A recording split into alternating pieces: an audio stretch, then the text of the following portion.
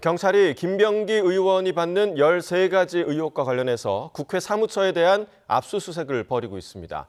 공천원금 1억 의혹과 관련해서도 경찰이 수사를 시작한 지 한 달여 만에 강선우 의원과 김경전 서울시 의원에 대한 구속영장을 신청했는데 이 청구 시점에도 관심이 쏠리고 있습니다.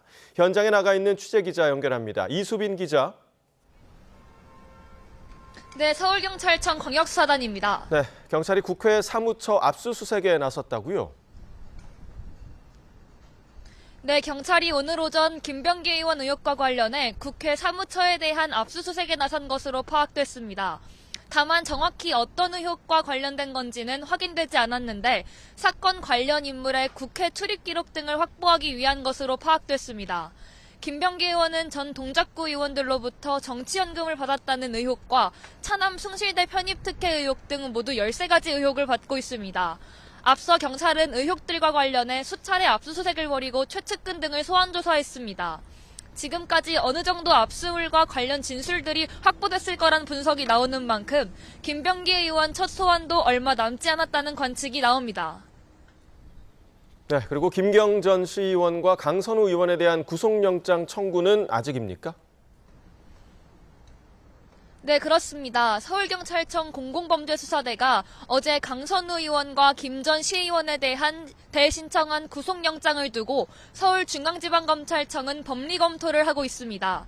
이번 구속영장에는 두 사람이 지난 2022년 지방선거를 앞두고 공천을 대가로 1억 원을 주고받았다는 내용의 의혹만 포함됐습니다.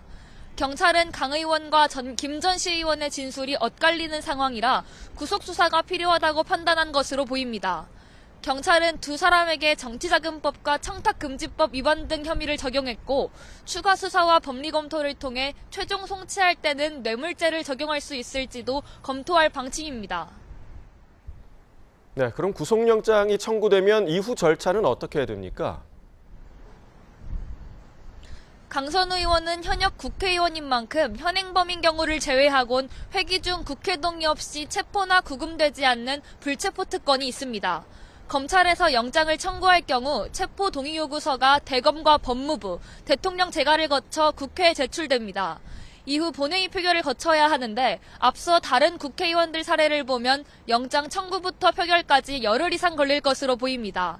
권성동 의원처럼 불체포 특권을 포기해도 헌법이 보장하는 권리인 만큼 표결은 거치게 됩니다. 다만 강선우 의원은 앞서 불체포 특권 포기 여부를 묻는 취재진 질문에는 아무런 대답을 하지 않았습니다. 지금까지 서울경찰청 광역수사단에서 YTN 이수빈입니다.